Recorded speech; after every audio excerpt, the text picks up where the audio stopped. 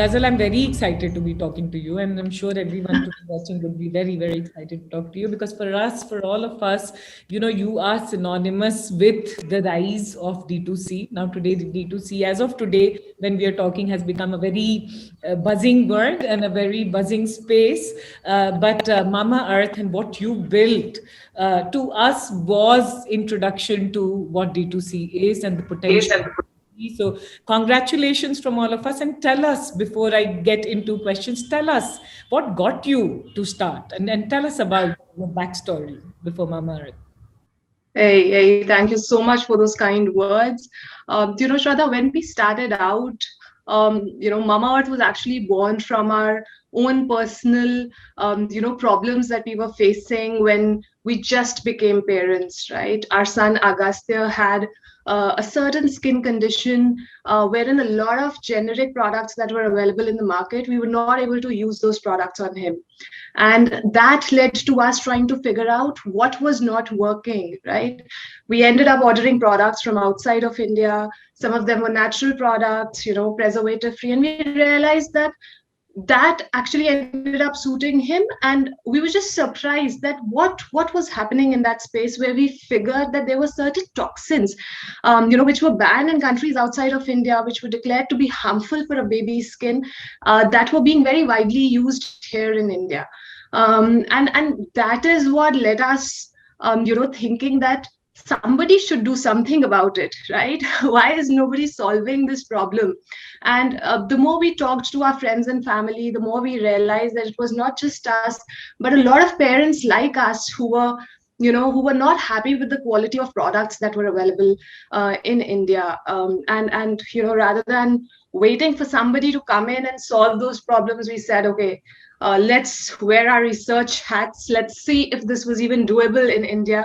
If we could get some of those ingredients, what kind of costings and how can we get this mixed together? And when we did that, we realized that it was doable. That matter, it was even cheaper to do it in India than ordering products from outside of India. And that's how Mamaearth was born about 4 years back. I think we launched ourselves in December of 2016 with just 6 products, catering very specifically to the needs that, to the problems that we understood from consumers. I still remember, apart from a shampoo wash that you have to use on your baby every single day, we ended up coming up with 100% mosquito repellent. Because that came out of a personal read, right? You don't have anything which is 100% natural, which can keep the mosquitoes away yet be safe to be used, right? Another product that we came up with was a mineral-based sunscreens, because you didn't want to use some of those harmful ingredients in the sunscreens, and everybody went on vacations at that point of time. We didn't have COVID, thankfully, right? So we were, I think, from the very starting, we were very focused on understanding the consumer need and coming up with solutions to the problems that they were facing. And I think, the only medium which at that point of time seemed fit to us was online. Because offline was not our strength. We did not understand offline at all at that point of time. I mean, if I had to just launch these 6 products, I would probably think of a city, say, I live in Gurgaon, and hence I'm going to do a pilot in Gurgaon with 5 stores. But how do I create awareness around what I'm doing, right? How do I create that pull that, okay, I have come up with something which is good for your baby? How do I explain my story? So that was not clear to us in our minds. That said, even back then, I think 4 to 5 months down the line, when we were thinking of what's the next level of growth, right? We always thought that, okay, if we are going to be a 100 crore brand, 80% of the business will be probably offline at that time, while only 20% might come from online, without realizing the potential that you actually have, when you're delivering directly to your consumers and you're interacting with them. And here we are 4 years later. I think the potential in online itself is so huge that I just personally believe that offline is a tricky market to crack. One of the questions that has been, we've observed is that when you look at the traditional players in the personal care space, they are more in a consolidation mode, right? If they have products and now they're just building more branding around the product that they have, while players like you, D2C first, players who are disrupting the markets are coming, launching a lot of new products. There's so many things from Mamaearth that today we have. How do you look at your brand portfolio? How are you looking at the strategy, and are the customers different? Shraddha, I think that's a very relevant point, and it also brings us to think about what are the pros and cons of I would call the biggest difference to be the distribution channel between the two, right? While traditional players focus more on offline, we have online as a space, and it's very different, right? I mean, just think about an innovation idea that a brand has, but because their main distribution channel is offline, the complexity that gets involved in just making that product available across to your consumers, right? The number of stores, then multiply that number of stores with the number of cities, and hence the scale at which you have to actually take that risk, right? Versus us, where through our listening tools we understand what is consumer looking for, right? Rather than figuring out, okay, this is the market size, this is the percentage share that I'll get, and hence this is the opportunity that potentially I can cater to. We think very differently. We think problem solution first. If we are able to solve a problem even for just 500 consumers, right, the process of innovation is actually not as difficult. I can take as low a first production batch as 4,000, 5,000 units, make it available to my consumers, and just see the response, and basis that I can actually decide how my innovation funnel is going to look going forward.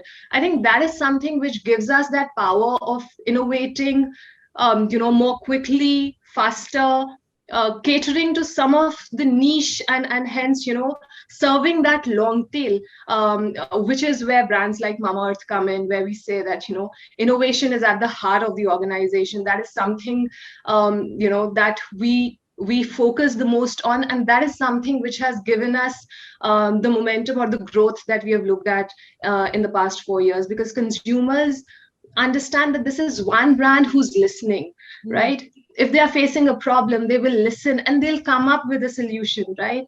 And with collaboration with our consumers, we bring that out. Automatically, when you're understanding their needs better, I think the innovation also sees some amount of success. Might not be a huge scale to begin with, but gradually and over time you build that trust with the consumers. Social media is so prevalent, at least for us digitally. It's so out there and everywhere. It's opportunity and it's also challenging, because there's so many, like I said, so many new brands, so many things happening, so many messages being pushed to a consumer, right? How do you then stand? And I'm asking you because today Mamaearth has continued to stand. How do you create that attention? How do you create that recall in this noisy social media space where you operate? You're absolutely right, Shradha. I think the amount of content that each one of us go through in a day's time is huge, right? And I'm not sure how much of it are we actually able to grasp and how much are we just consuming subconsciously, right? That said, what I've understood and what we realized very early on, right? I mean, Hunasa as a company that we started, we were very sure that even with Mamaearth, it's going to be a purpose-based brand, right? What you should focus on is why should your consumer buy you, rather than what should they buy from you, right? And that focus on why rather than what has been, has contributed a lot to where we are today. You might be going through a problem of hair fall, you go online, you look for solutions for hair fall, there are 10 products that get listed, right? Yeah. But when you see Mamaearth, you know that these are the 3 emotional reasons that I will choose them over any of the other brands. For example, they recycle double the amount of plastic that they use. Or one of our very recent initiatives, which is Plant Initiative, right, where every order that you place with Mamaearth, we link it back to a tree that we grow on your behalf, right? Yeah. And when you're buying from us, you have that feeling that, okay, in some way I've contributed to giving back to earth because there's a tree that they are going to plant. And we honestly share the geolocation of that plant, the place, the species of the plant. You can actually go that place physically, see that plant growing, with a mission of having Mamaearth forest. So I think a focus on why than what, is what helps us from a brand perspective point of view. Second, I would say that it's very important to clutter your, to be clutter free from the feed that you're scrolling every day, right? um, if you're a brand, you need to have a certain mood board, certain elements in your content, which when a consumer sees, consciously or subconsciously, he knows that this comes from Mamaearth, right?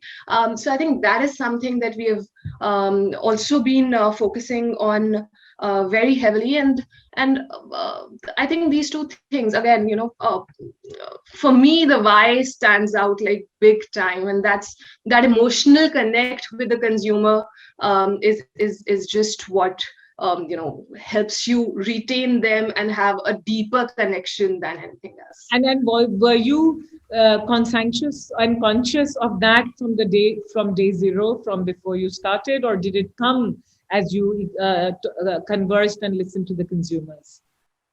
I think when we started out, we were very sure that we are a brand for the parents, by the parents, right? That is where we started with, that we understand, we are parents, we understand your problem, and hence we'll come up with products or solutions that will give you some kind of comfort, right? With that, we graduated to being aware of the environment around us, where we said that, okay, plastic is a big concern. We are using a lot of plastic in our products. How do we ensure that we are doing lesser of that?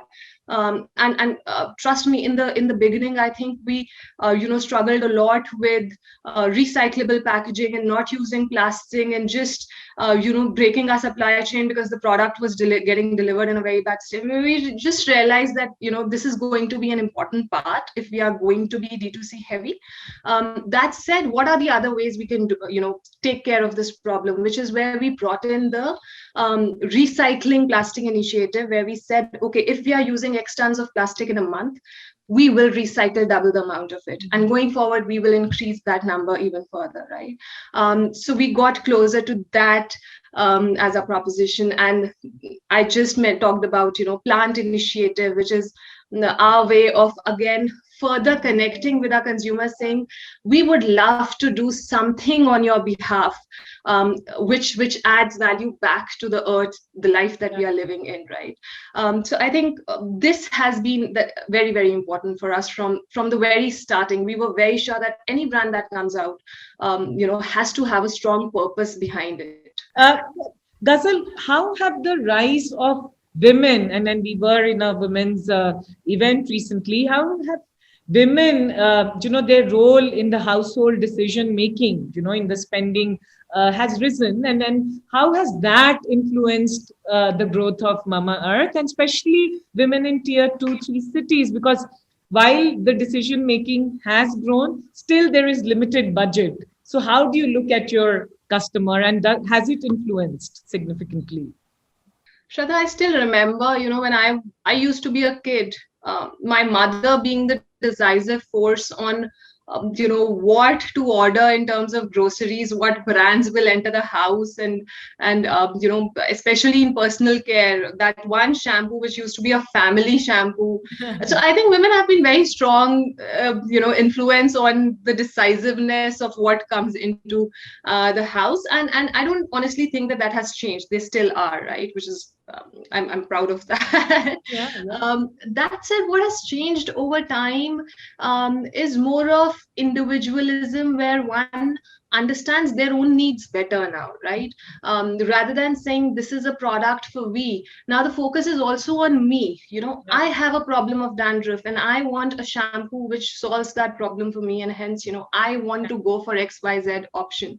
So that individualism has honestly influenced some of that decision making process. And even tier 1, tier 2, tier 3 cities. I mean, with internet, I think geography is one barrier that it has taken away from us, right? A person sitting in a tier 1 city is actually consuming the same content as a person sitting in a tier 2, tier 3 city, right? And hence, aspirations and that stays the same. They have access to the same products, and if that product is problem solving, they will end up ordering it, right? So I think that is where we are right now. Apart from that, the quality of the product that we deliver also somehow influences that. If a person sitting in tier 2 city realizes that, okay, I've been using whatever, but this product actually solves the problem and actually delivers to what it promises, they will come back and buy you back, Yeah. right? So that is how I have seen consumer behavior changing over time, and I don't think we are differentiating between tiers, apart from experimenting with vernacular content and seeing if that consumers in tier 2, tier 3 are able to relate more to that. But other than that, buying behavior is almost similar.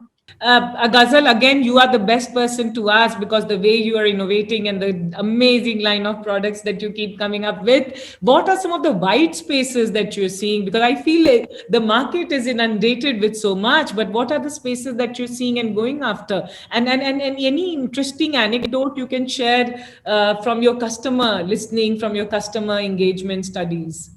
I'll Shradha, answer this from how we started innovating, and one of the anecdotes which is really close to my heart, right? And then come to what we are doing Yeah. right now with the same. One thing which has stayed constant over the last 4 years has again been consumer listening, right? We listen. When my son was, I think, 6 months old, he suffered from this problem of colic. Colic is basically trapped gas in the stomach, right? Which causes a lot of stomach pain to kids. And I saw my dadi actually making a small paste out of putting hing and fennel in a mustard oil, heating it, and then waiting for it to cool down, and then applying it on his navel. And he actually felt better after using that. When Agastya was going through the same thing, when I went to the doctor to ask what can we do, he actually suggested gripe water, and that took me a little by surprise, right? Saying that, okay, you're advising that for the first 6 months the kid should just have mother's milk and not any foreign food, while you're asking me to give him gripe water, which has preservatives and a lot of other ingredients that probably he shouldn't be having. How does these two go together? And purely out of that DIY that my dadi was doing at home, I never gave him gripe water, right? I stayed focused to what she was doing. I said, this is a better option. Let's continue doing it. You know, just the pain of letting that oil cool down and then using it on the baby took about 20 to 25 minutes. And imagine the baby crying at the top of his voice for so long. It was so disheartening. It was so troubling. We used to get exhausted by the time he used to get relief from the pain. And, that was one problem, again, what we understood. And I actually ended up launching a product which was 100% natural, which had hing, fennel and peppermint in a roll-on format, that any parent who has this problem, just use this product on the navel of your baby. Within 15 to 20 minutes, he'll get better, right? Now, imagine if at that point of time, I was actually thinking about category size and hence opportunity. It just didn't make sense. There was no category for it at all, right? This was something which was, and we actually did innovate this product, keeping in mind that even at one point of time, if I'm able to solve problem for, say, just 100 parents, right? Yeah. That's enough. Yeah. That's enough for us. They'll be able to sleep peacefully, and they'll be thankful to us for getting this out. And that philosophy is something that we have very closely stuck to, saying we are going to enter into all of those categories which probably solves a problem but doesn't make sense for any of the other brands, right? For example, last year we did come up with micellar water foaming makeup removal, and that was purely out of listening that I'm a working woman. When I go back home, I first have to use a cleansing balm followed by a face wash, And if there is anything which can, and then you have your skincare, serums and night creams and all of that. And if there is anything that could solve and bring this, cumbersome process down in the number of steps that I have to do, it'll be great. And that's where we innovated with micellar water foaming makeup remover, saying one step which will take away your makeup, clean your face, and give you that the right amount of base that you need for your serum to work harder. So very recently, I think very recently, I would say just 3 days back, I ended up launching Rice Wonder Water. Again, because I have long hair, every time I comb, they tangle, and that leads to hair breakage. And I was just wondering if there could be something just take away the tangles, but hey, please don't damage my hair. And rice water as an ingredient is known to give your hair that shine and that boost and volume that you need on day-to-day basis. So I think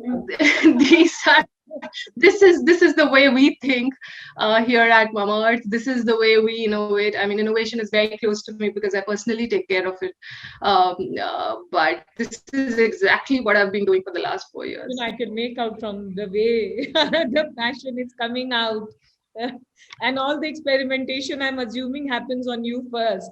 So Oh, absolutely. I can't take away the credit from the small community that I have, which has stayed with me since we launched Mamaearth. It has now grown to almost about 2,000 mothers. Including me, they are my guinea pigs. They test each and every product. They give me feedback. Only once they validate and they say, yes, this is something that we want and it is delivering to what it is promising, is when the product enters the launch funnel. Yeah, interesting. Wow. One of the questions which I'm sure everyone watching would have, that is, India as a country, while we are seeing this huge growth in the D2C space, in the space that you are in, digital India is growing, a lot of things are changing very rapidly. But when it comes to scale, there is still an offline play, because all said and done, only 3-4% of transaction and e-commerce happens online. How do you look at, and just want to understand, how do you look and how are you looking at Mamaearth, the offline strategy or the omni-channel strategy? Because I don't know, Ghazal, before pandemic, some of these very different brands in different spaces, online brands, you saw them at the airport, or you saw one store, a few stores here and there. How are you looking at the omni-channel strategy for yourself? So Shradha, we are definitely looking at an omni-channel place, right now, especially at the scale where we are. That said, I would not shy away from emphasizing how tricky offline as a play is, right? I mean, we've made mistakes, we've been there, we've learned so much that I would want maximum people to know about it. Imagine yourself being in a shelf where a small space, a small shop on a shelf with 500 different brands, right?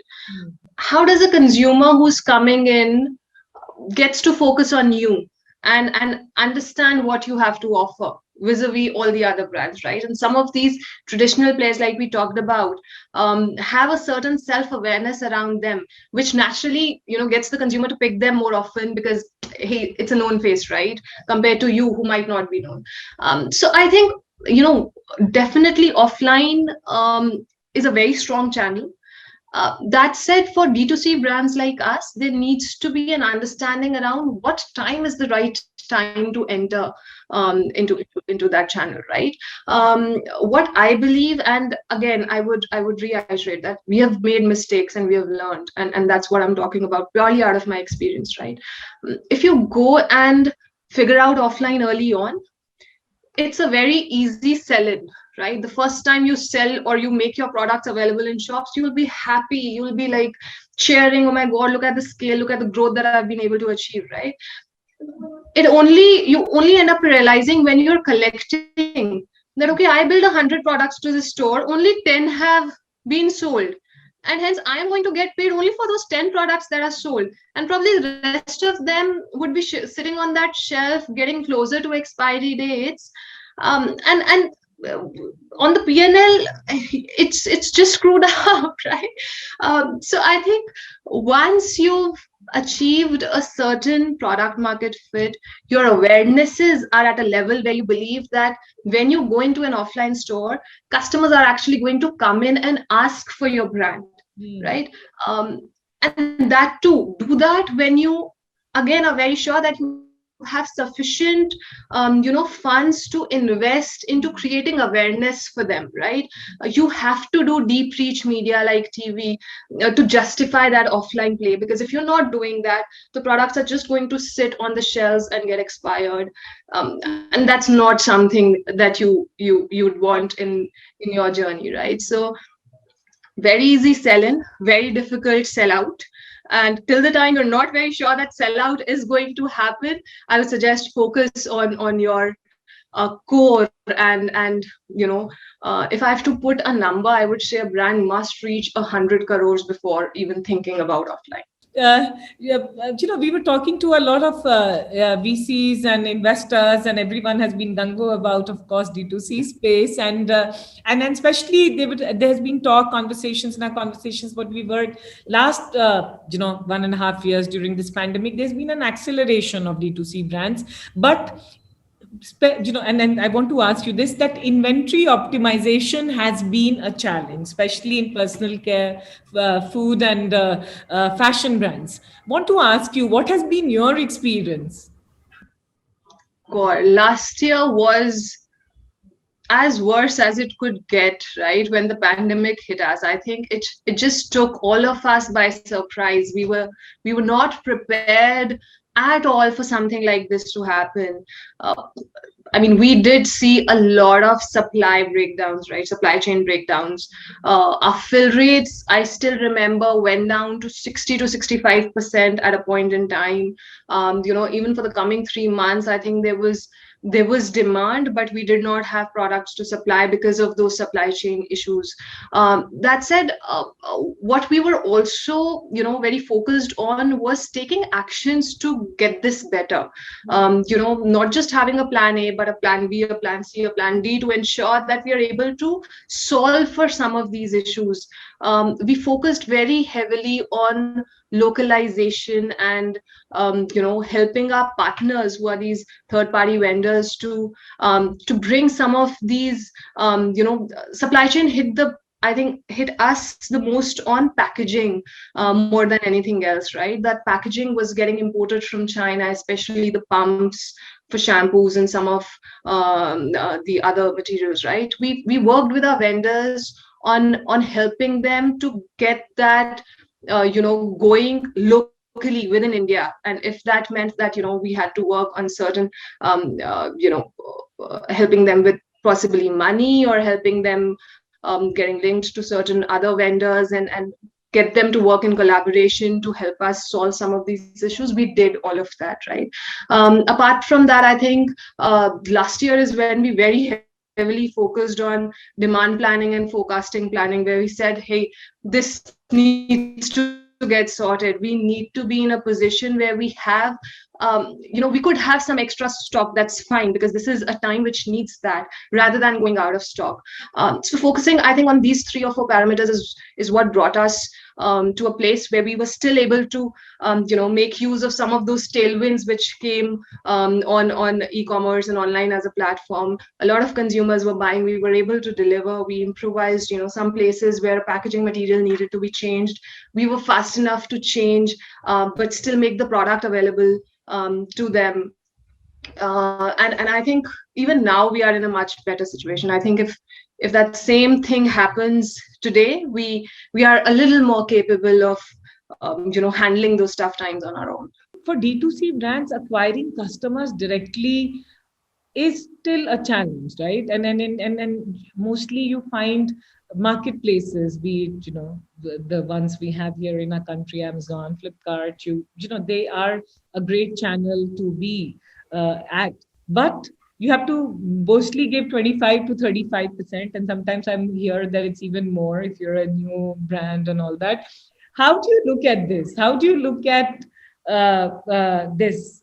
really want to understand, because I keep on talking to young D2C brands which are emerging, and sometimes it just becomes painful, especially when you are at a lower price segment. How have you tackled this? Shraddha, I have a very funny term for this, right? It's for me, it's a long-term, deep relationship with someone compared to probably a short-term, flirtatious relationship with someone, right? I think D2C is the core, right? The amount of focus that the consumer gives to you when he comes directly onto your website, right? The way you are able to communicate with your consumer, you're able to land the messages that you want them to know about you, the content that you want them to see, right? Why are you better than the others? The way you're able to communicate on your own platform.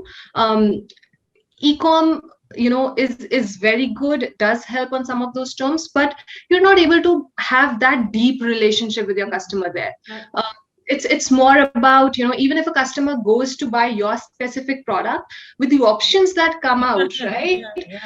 You don't know if he'll still stick to what he had in mind, or if it's a flirtatious relationship where he'd want to experiment with more products, right? So I think that's one, and hence I would say focus a lot more on D2C. The amount of quality relationships that you will be able to build there, right? It's comparing CAC is to LTV, right? The lifetime value that that consumer is going to bring is going to be non-comparable, right? Apart from that, I think, uh, the possibility of personalization that you have, right? You can address them the way you want. You can send them personalized messages, right? If a customer came to buy a hair mask but also checked out a shampoo and a serum, you know exactly what to talk to them the next time they come to your website, right? All of that is only possible on your channel, and that is where I believe, D2C is going to be a core play.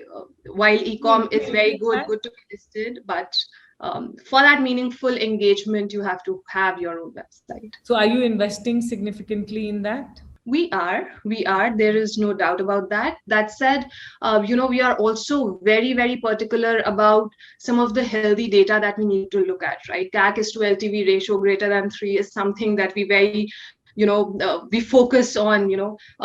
Repeat buying is something that we focus on. Lifetime value, and hence,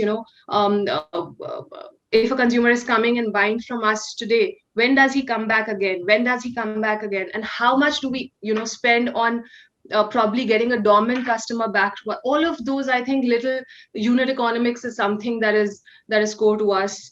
Both me and my co-founder husband Varun come from a middle class family, so I think some of these value propositions are very, very important for us, and that has always been our focus. That said, we are profitable. We are in a very healthy state. We constantly look at what we are investing to get a consumer versus marketing and some of those ratios.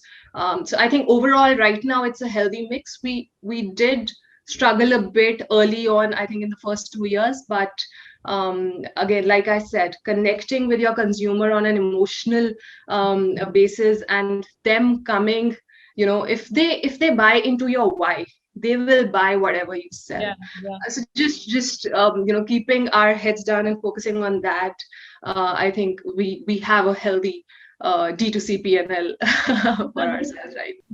When we were talking about the customers and having a direct engagement and conversation with them, we're seeing a lot of models in the D2C space, especially in US, pre-subscription, right? Like, you give subscription and that's like coming now. It has been happening on and off, but now I think it seems to be picking up. What do you think about that? Because there's so many of your offerings which a customer can buy at one go. Are you thinking on those lines?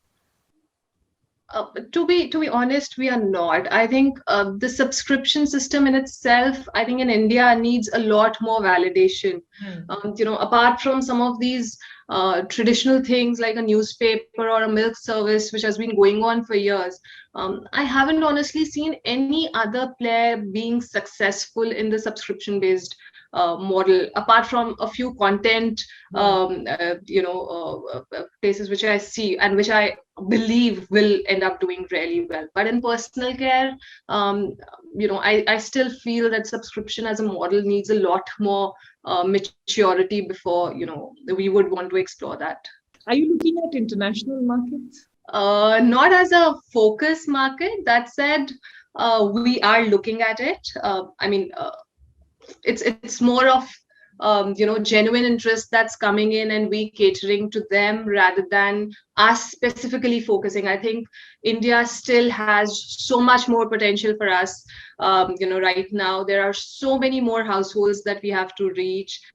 There is so much more to do that I'd rather do it in India first before going international. That said, a few markets like Nepal, Bangladesh, which are closer home, where some spillover from the Indian media is high, are the kind of countries where we are already present in, and present extensively for that matter. But we haven't invested a lot of effort into getting that right. What did it mean for you in the last 4 years when it came to capital raising, and when it came to the valuations, when it came to, and I'm specifically asking because today there'll be so many people who would be interested and who are building.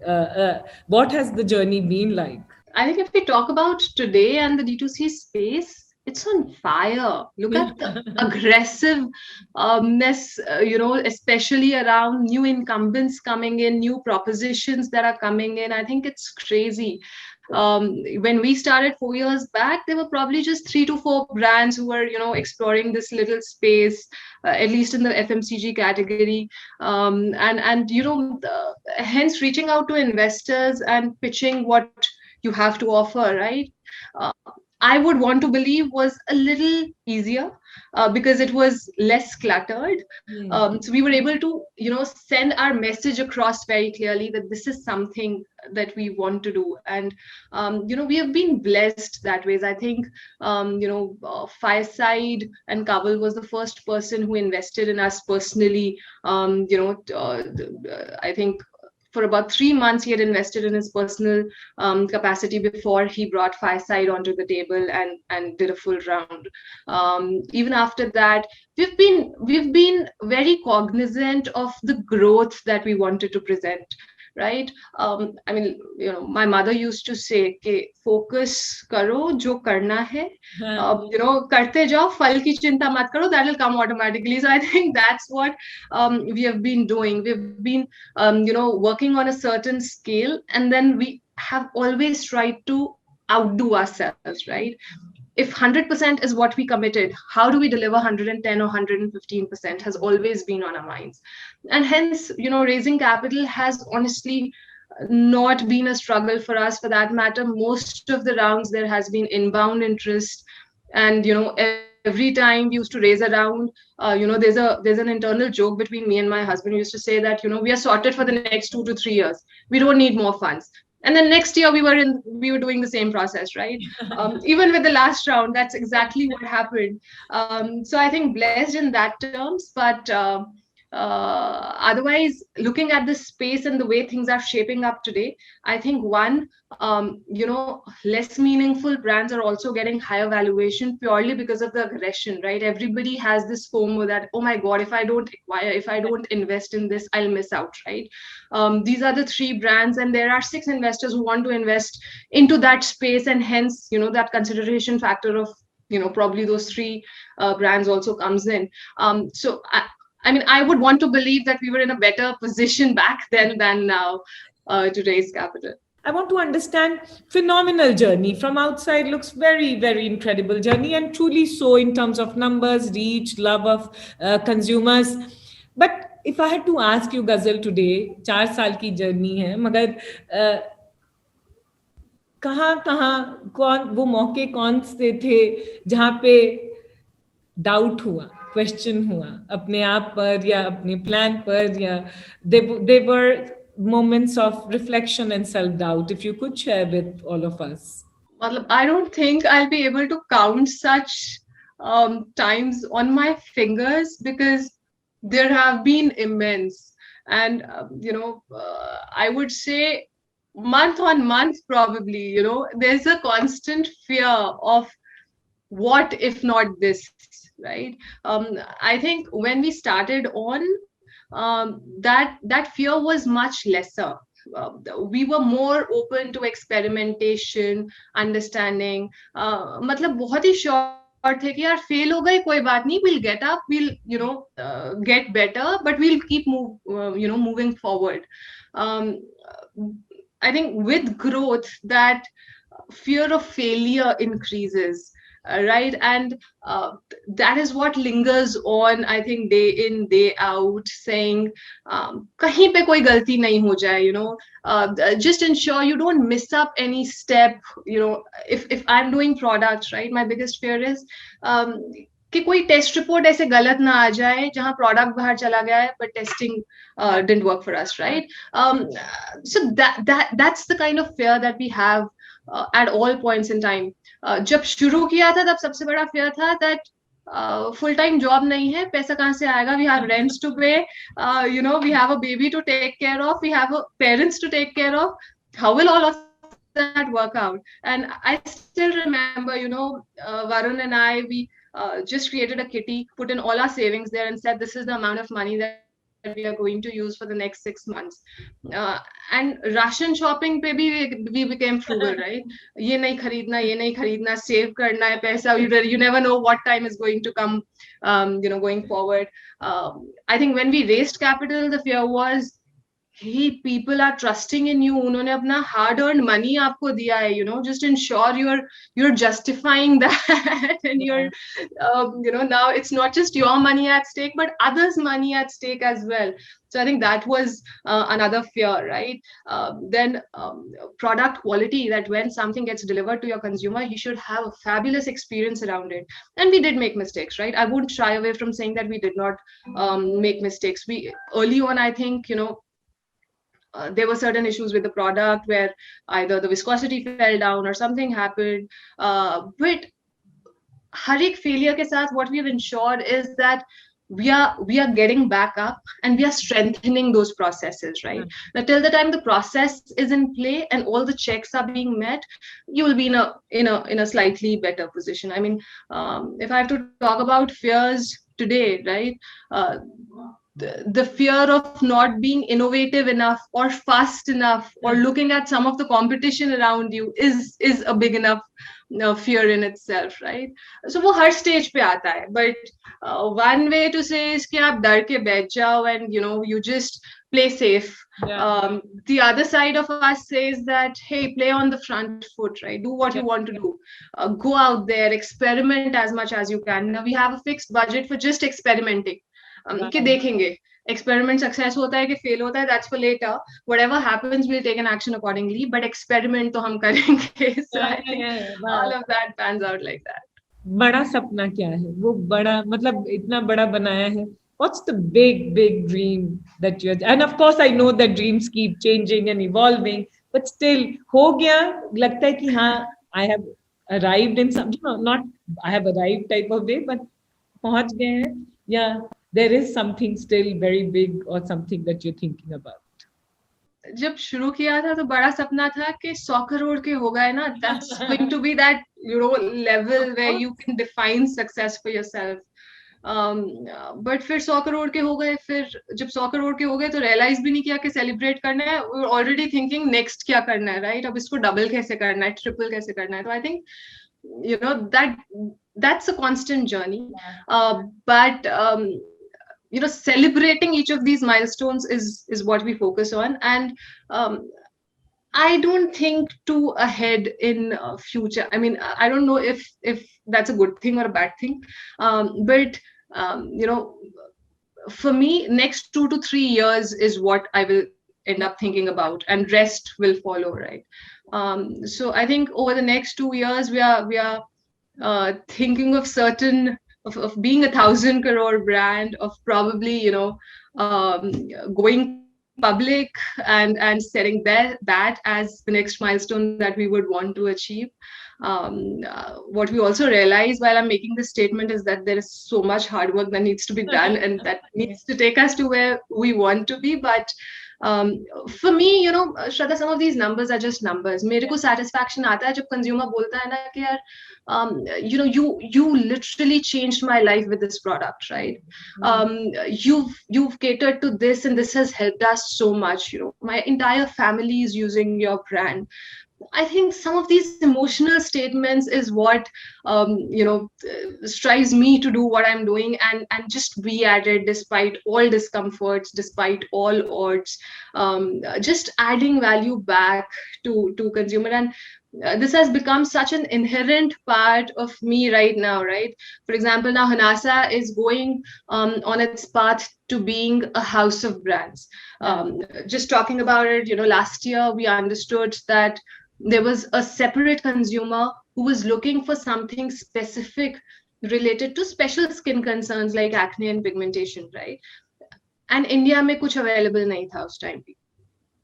Now, because I had personally faced a severe bout of acne about 3 years back, right? I had this whole journey of how I felt, how I was trying to conceal my acne with makeup, how going out of the house without makeup was so troublesome for me, how it, brought my confidence down, Yeah. going through to the dermatologist, not getting any help, and then using this one product, जो दोबारा मैंने US से ही मंगाया था. This was this brand called The Ordinary, and I had started using that 10% niacinamide serum, and my acne went away in 3 months, and it took another 3 for all the scars to go away, right? And that just fueled my passion on why is this not available in India again, right? ये तो drug license में आता नहीं है, तो dermatologist के पास ही क्यों जाना पड़ता है हर टाइम आपको ये वाला प्रोडक्ट चाहिए, right? Why can't you make them available in a regular beauty market like we were in, and that's where the Dermaco came up with products with active ingredients in specific percentages, which was solving problems like this. So that was again a white space that we identified, and we catered to it, right? This is what keeps, I think, both me and Varun going, understanding where can we help, what value can we provide, at affordable prices, and how can we add back to the consumers rather than just being okay with what's available in the product, in the market right now. You've talked about the why, you've talked about the purpose. I want to ask you personally, to you, Ghazal, what does purpose mean? What is purpose for you? That's a tough one for sure. um, I think purpose for me are certain values which are actionable that you want to live by, right? Um, and a purpose doesn't need to be just a word that's sitting on some document or a wall, right? Just screaming, trying to scream or trying to make some sense out of it. Purpose has to be something that you live day in, day out, right? For example, at Mamaearth, we have built that purpose of goodness inside, which I'm actually trying to inculcate in my personal behavior as well. Goodness, not just inside the products that we deliver, but in the processes that we have, right? Planting trees or recycling double the amount of plastic. That's how we are living that purpose, right? And then there is what can you do to bring that value to life, right? So for example, whenever you are having a tough conversation with anybody, right, in your heart you always know that this is good and this is bad. You're able to judge that, right? Just consciously trying to choose the good rather than the not so good, probably, right? That's how you'll be able to live that purpose. I mean, to be from the bottom of my heart, we had a culture series with the whole team yesterday itself where we were talking about some of these values, and this one value is really very close to me. Just choosing good and taking an action on that, then and sometimes good is difficult, right? Sometimes good takes you out of your comfort zone. It's not the usual behavior or the usual way that you'd want to do things, right? But still choosing that over something which is easier and natural. That's what I try to live by. All the very best, and continue giving the country the best product. Everyone deserves it, and you're building that and doing that. So thank you so much, Ghazal. Rooting for you to get to the 1,000 crore mark very, very soon.